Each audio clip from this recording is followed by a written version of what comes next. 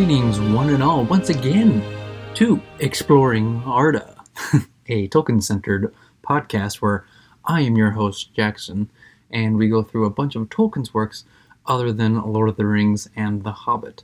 So, now that we've gone through a few more chapters of the Silmarillion, which I hope that you guys have checked out or listened to and enjoyed, definitely, I hope so. Now is the time, obviously, as you can see from the title, that we go into another one of Tolkien's shorter stories. I say shorter stories, but we're going into Tolkien Tales again. I kind of like that alliteration title for it, just because it sounds pretty cool. And yeah, today it's going to be part one of Farmer Giles of Ham. Yes, really cool cover that I have there. This is the 50th anniversary, but this came out, let me see, in 1949 originally. So even though, yeah, it is a 50th anniversary, it is a much older tale. So I'm actually really excited to read this one. I do remember reading it once, but it was a while ago. So like, I have vague recollections of what happens in the story, but like everything in between any of the character interactions, it's completely lost to me because my memory is absolutely terrible. So, but yeah, so that's kind of what we're gonna do today. I hope that you guys are ready for it. I definitely am. It might be a two-parter, might be a three-parter, depending on how long each reading takes, because the spacing of the actual book isn't too bad, and there's some like pictures in between, so, you know, interesting thing. We do have, if I can get here visually, so if you guys want to check it out on YouTube, a really cool map here that we're going to be using for the Little Kingdom, which the whole village of Ham is kind of based around. So definitely check that out visually. I can't get my book to cooperate here. Sorry guys, a little moment. So we are actually going to read a little bit from the foreword before we get into any of the actual story. And the foreword's kind of just more of the background, more like the setting of what this book is going to be about. So here we go. Let's just delve into the story here of Farmer Giles of Ham. And I say Giles. Maybe it's Giles. It could maybe be Giles, but for me, personally, I pronounce it Giles. Don't know why, just the way it is. So, yeah, let's get into it. The foreword. All right. Gotta clear my throat, because man, is it scratchy. Of the history of the Little Kingdom, few fragments have survived, but by chance an account of its origin has been preserved. A legend, perhaps, rather than an account, for it is evidently a late compilation, full of marvels, derived not from sober annals, but from the popular lays to which its author frequently refers. For him the events that he records lay already in a distant past, but he seems nonetheless to have lived himself in the lands of the Little Kingdom. Such geographical knowledge as he shows, it is not his strong point, it is of that country, while of regions outside it, north or west, he is plainly ignorant. An excuse for presenting a translation of this curious tale, out of its very insular Latin into the modern tongue of the United Kingdom, may be found in the glimpse that it affords of life in a dark period of the history of Britain, not to mention the light that it throws on the origin of some difficult place names. Some may find the character and adventures of its hero attractive in themselves. The boundaries of the Little Kingdom, either in time or space, are not easy to determine from the scanty evidence. Since Brutus came to Britain, many kings and realms have come and gone. The partition under Lochran, Camber, and Albanach was only the first of many shifting divisions. But with the love of petty independence on one hand, and on the other, the greed of kings for wider realms, the years were filled with swift alternations of war and peace, of mirth and woe, as historians of the reign of Arthur tell us. A time of unsettled frontiers, when men might rise or fall suddenly, and songwriters had abundant material and eager audiences. Somewhere in those long years, after the days of King Cole maybe, but before Arthur, or the 7 kingdoms of the English, we must place the events here related, and their scene is the valley of the Thames, with an excursion northwest to the walls of Wales. The capital of the little kingdom was evidently, as is ours, in its southeast corner, but its confines are vague. It seems never to have reached far up the Thames into the west, nor beyond Outmoor to the north. Its eastern borders are dubious.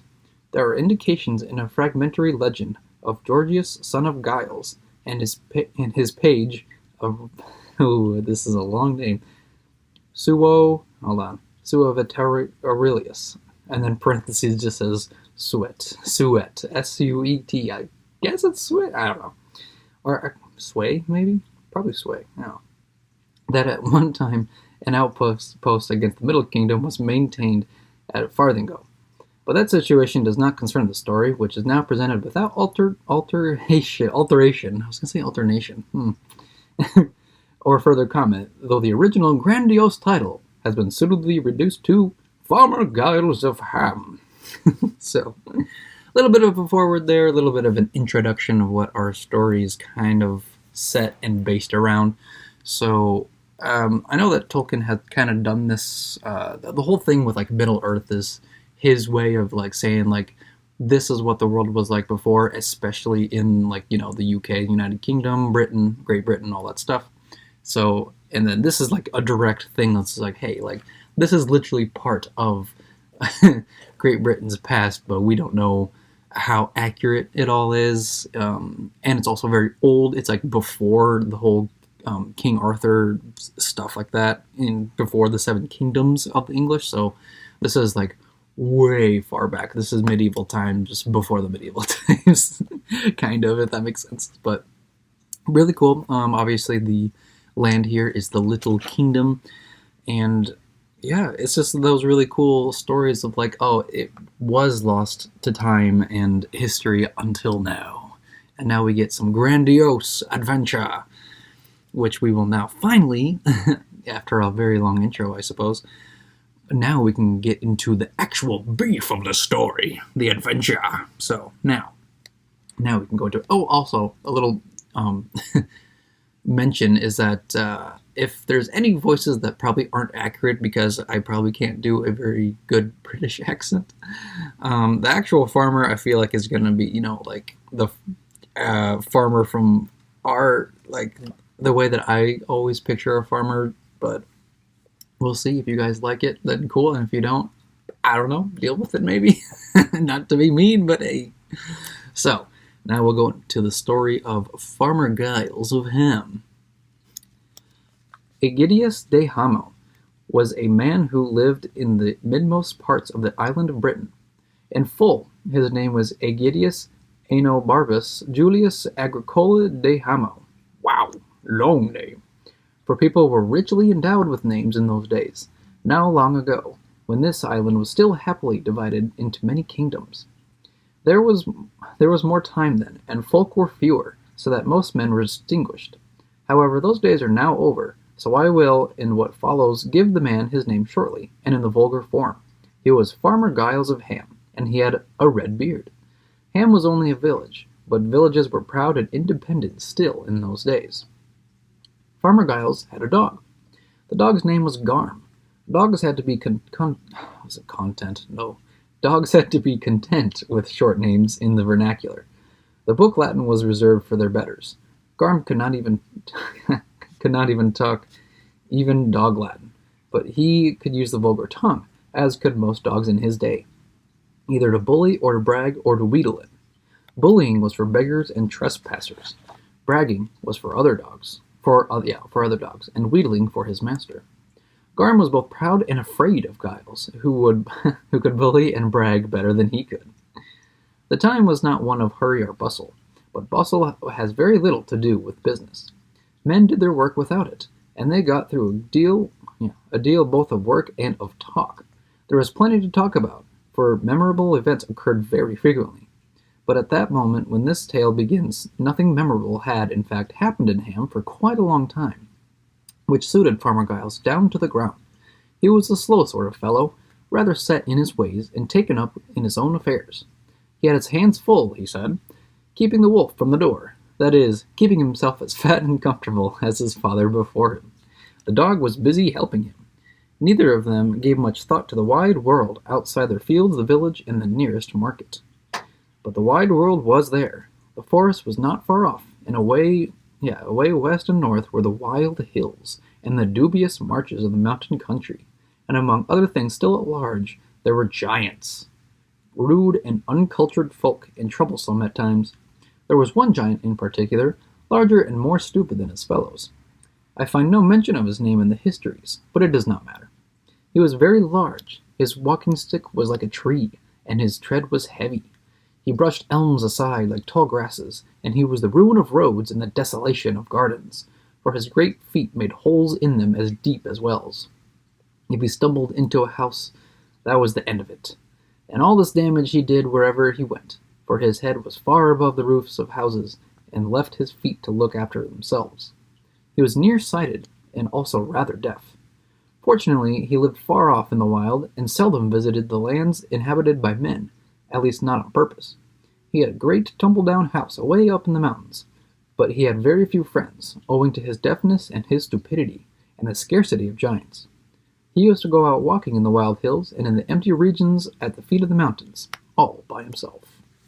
And we'll take a little bit of a break here. So we get a brief introduction of Giles, obviously. This farmer who pretty much just keeps to himself, and he kind of like almost boasts himself up, like, yeah, I'm keeping out the wolves out there, you know. There's my farmer impression. And he's pretty much just like, yeah, he's just literally just staying home getting fat in reality, and his dog is pretty much there with him all the time, so his dog's doing the same. I feel like that's kind of what I kind of get out of it. And then, of course, around him are all of these luscious environments with like a forest, the hills, the mountains, all that stuff. And then there's giants that live around the area, and there's one in particular that kind of wanders around by himself.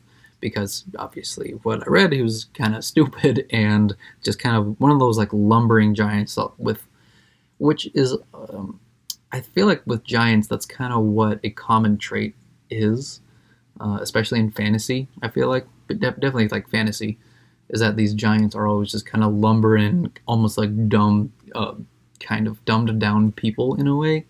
Like, not to like sound like rude or anything, but that's kind of just the way I always it seemed to have heard giants be like. So it's interesting. I don't know why that's a common trait, but this is how it is, I suppose. So yeah, so now we'll get back into the story here. One fine summer's day, this giant went out for a walk and wandered aimlessly along, doing a great deal of damage in the woods. Suddenly he noticed that the sun was setting and felt that his supper time was drawing near. But he discovered that he was in a part of the country that he did not know at all, and had lost his way. Making a wrong guess at the right direction, he walked and he walked until it was dark night. Then he sat down and waited for the moon to rise. Then, wait, hold on. Oh yeah, look at that. I read the wrong line. Ha, okay. Then he sat down and waited for the moon to rise. Then he walked and walked in the moonlight, there you go, striding out with a will, for he was anxious to get home. He had, I didn't read it. Oh, walked and walked was a repetition there. Oh, man, that threw me off. Sheesh, okay, let's just forget that ever happened. Okay, back to it here. He had left his best copper pot on the fire. No! No! And feared that the bottom would be burned. But his back was to the mountains, and he was already in the lands inhabited by men. He was indeed now drawing near to the farm of Aegidius Aenobarbus Julius Agricola, and the village called, in the vulgar tongue, Ham. It was a fine night. The cows were in the fields, and Farmer Giles' dog had got out and gone for a walk on his own account.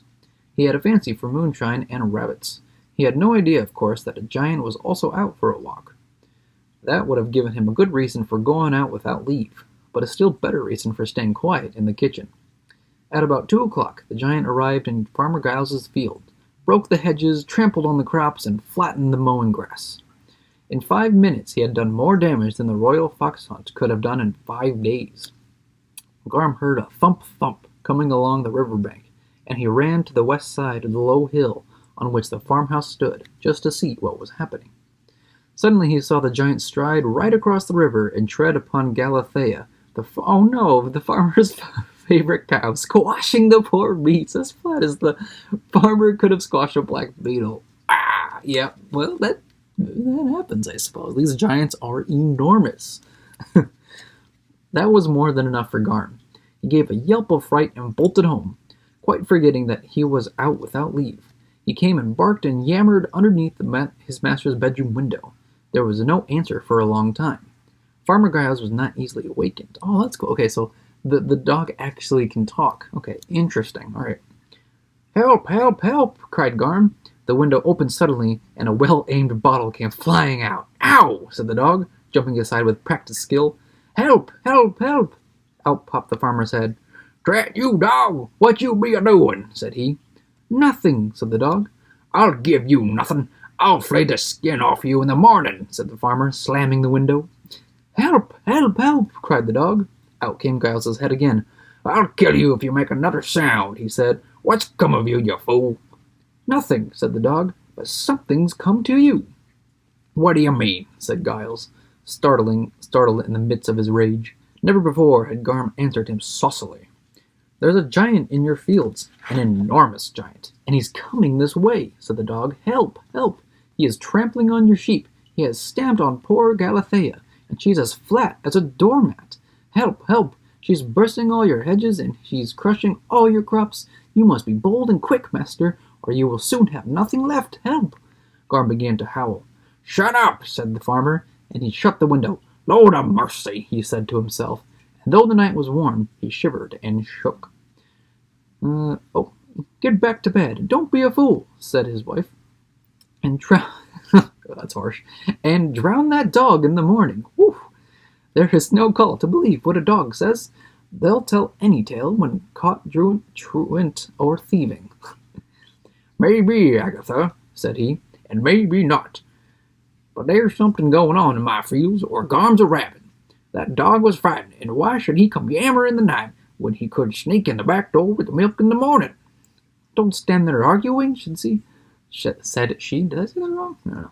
If you believe that dog, then take his advice. Be bold and quick. Easier said than done, answered Giles, for indeed he quite believed half of Garm's tale, and in the small hours of the night giants seemed less unlikely. Still, property is property. and Farmer Giles, Garber files. Farmer Giles had a short way with trespassers that few could outface. So he pulled on his breeches, and went down into the kitchen and took his blunderbuss from the wall. I'll do a really quick pause here. So apparently, apparently dogs can talk in the story, which is interesting. I didn't expect that, to be honest.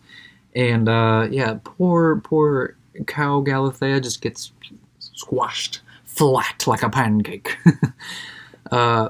Terrible thing to happen, but I think as soon as he hears like his whole like crops and his fields and his property getting all damaged, of course he would be angry with that, because it's your own property and somebody else has literally just tramped into it and destroyed everything in a matter of seconds. So I'm guessing that's pretty much why. And then his wife, Agatha, yes, she's just like, you know what, you should probably believe your dog because he was there. So he says like, yeah, okay, fine, I'll just grab my gun and get out. All right.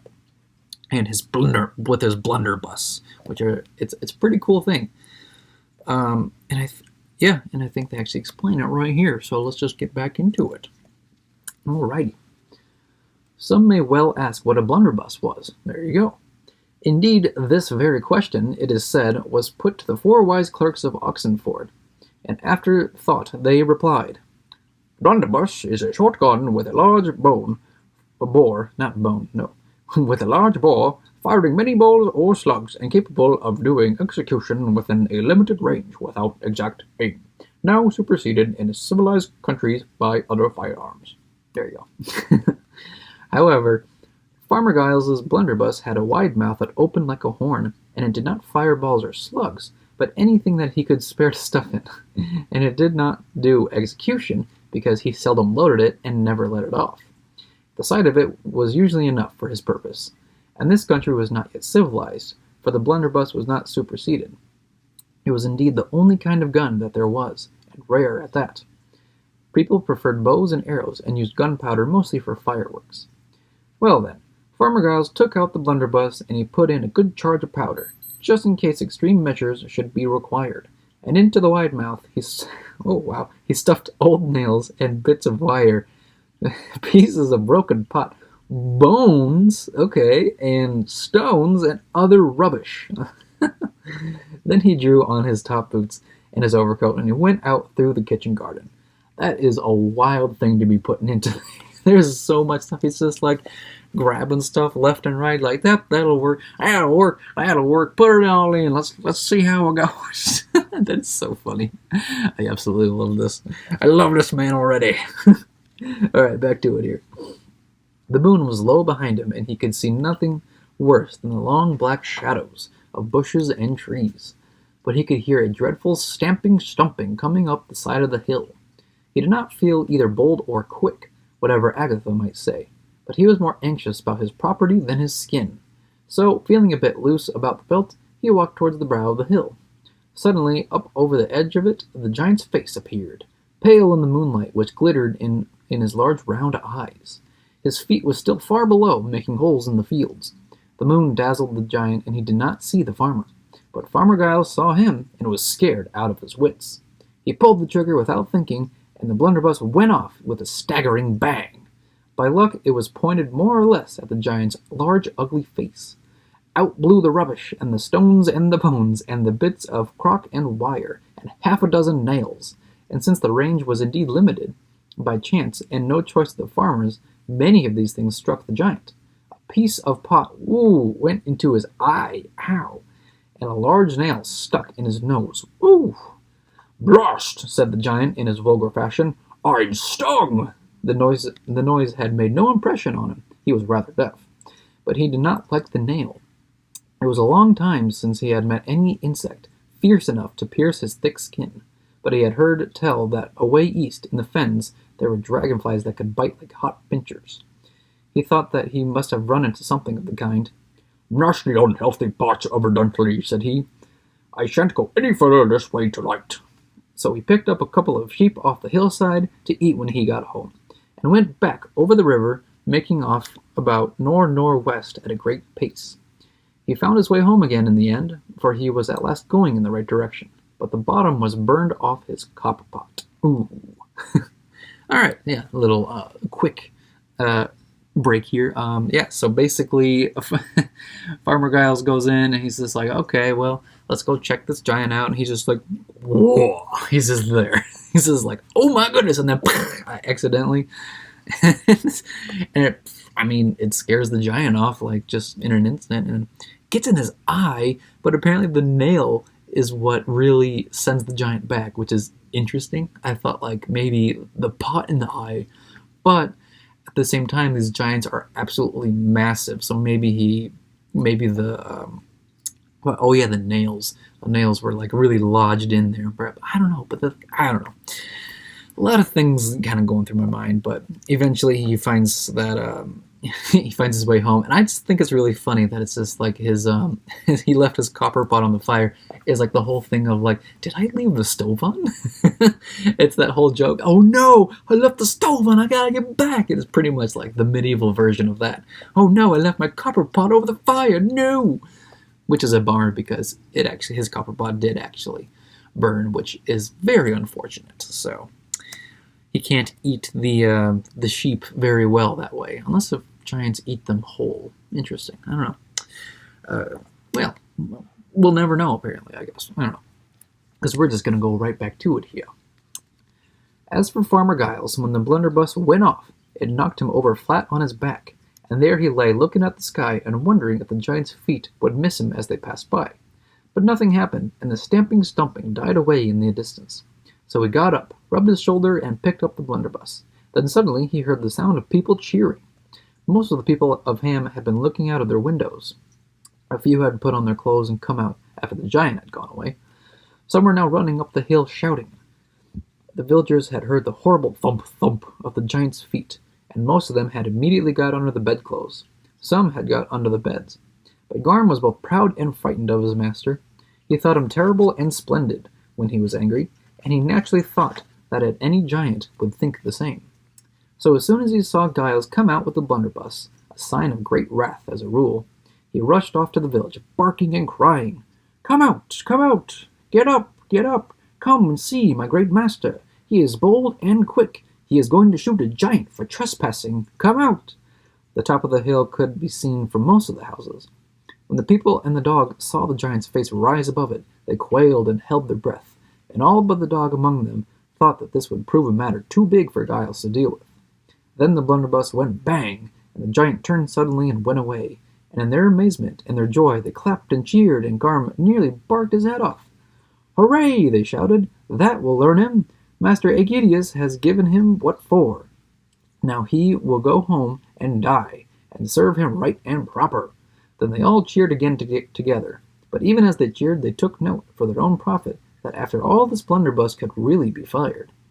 There had been some debate in the village inns on that point, but now the matter was settled. Farmer Giles had little trouble with trespassers after that. And before I go any further into the story, I get another art piece here. Hold on, I gotta get it centered here. Pretty cool stuff here. This little edition that I have of mine. So if you guys want to check it out, the art pieces are absolutely amazing. So check it out. All right, back to it here. When all seemed safe, some of the bolder folk came right up to the hill and shook hands with Farmer Giles. Oh, hold on. Am I in here? Okay, now good. A few, the parson and the blacksmith and the miller and one or two other persons of importance, slapped him on the back. That did not please him. His shoulder was very sore, but he felt obliged to invite them into his house. They sat round, in the kitchen, drinking his health and loudly praising him. He made no effort to hide his yawns, but as long as the drink lasted, they took no notice. By the time they all had one or two, and the farmer 2 or 3, he began to feel quite bold. And when they had all had 2 or 3, and he himself 5 or 6, he felt as bold as his dog thought him. They parted good friends, and he slapped their backs heartily. His hands were large, red, and thick, and so he had his revenge. Cool. All right. So now we can just do a little break here.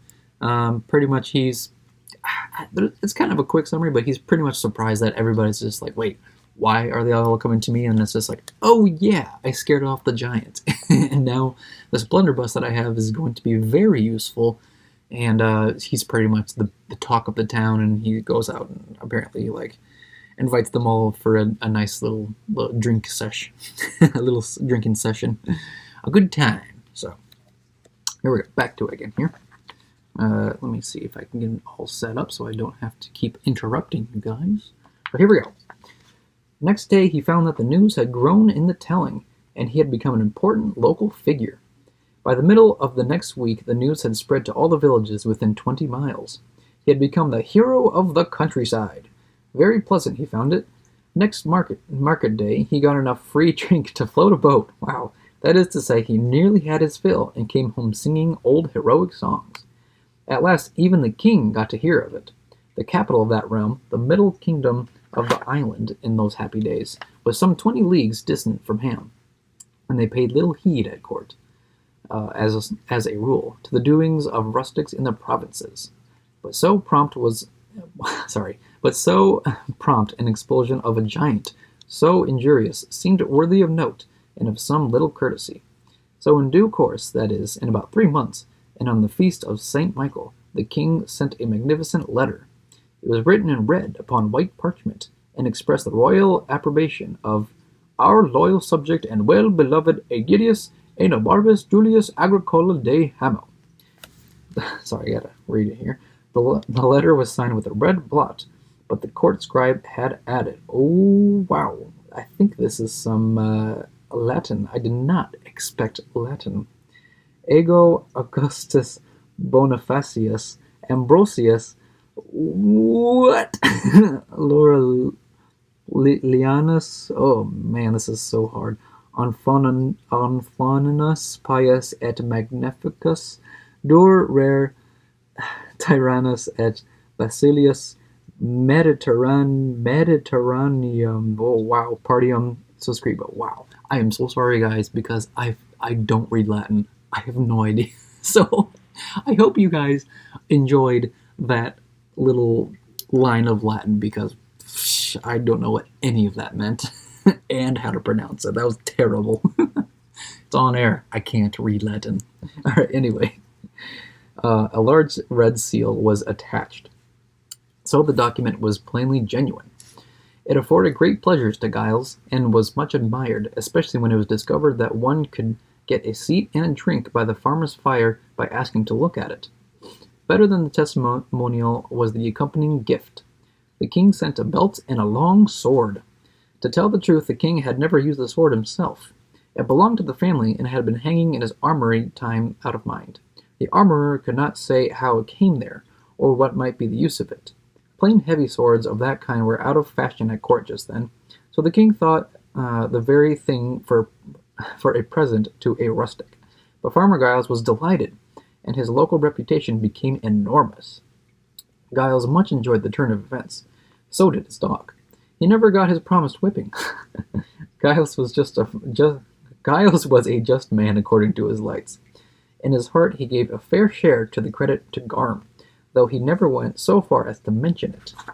He continued to throw hard words and hard things at the dog when he felt inclined, but he winked at many little outings. Garm took to walking far afield. The farmer went about with a high step, and luck smiled on him. The autumn and early winter work went well. All seemed set fair, until the dragon came. So, we're actually gonna end this first part here, because that's kind of like a little cliffhanger, I suppose, for you guys. It is a little bit of a longer story.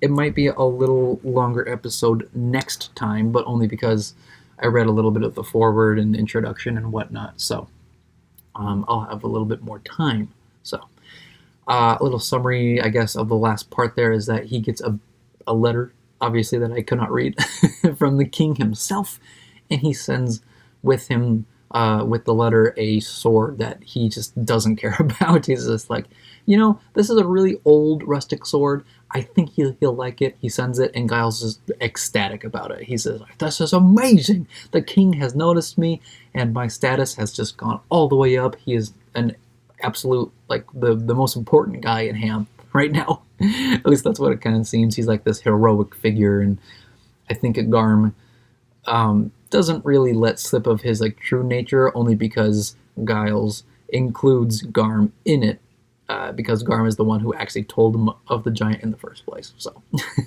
and then now we get left with the cliffhanger of until the dragon came, which is pretty much what the whole big conflict is going to be, probably for the next time. Definitely, I feel like it. So, hopefully, you guys enjoy my tellings of these Tolkien tales and all of my weird, wacky accents that kind of go along with it. I definitely hope that you guys like it. So, well, I think that's kind of all that I have to mention. Definitely, as always, check out my book, my own fantasy book called The Lands of Ordia. It is available on Amazon, both on the digital format, I couldn't think of the word, digital format, and also print. If you guys would like to explore my own world, I would definitely like that. And you could also follow me on social media. I haven't really thought of that, actually. The one spot that I'm usually the most active is my Instagram, which is at Jackson Burns Red, and that's Jaxon Burns Red, all one thing. Hopefully I can get it somewhere here. Hopefully I can get it here. I think video format right there. Yes, right there. And then obviously subscribe to my YouTube channel. I would absolutely love it. Also be sure to listen to all of my episodes on Spotify and Castbox, because that's where I have them elsewhere in podcast form. But I definitely enjoy doing this visual aspect, so I can literally show you guys what I'm reading, all of the artwork and whatnot. It's absolutely amazing. Yeah, and I think that's all that I have. And pretty much just stay tuned for the next episode. And may the light of Elbereth be with you all. Farewell!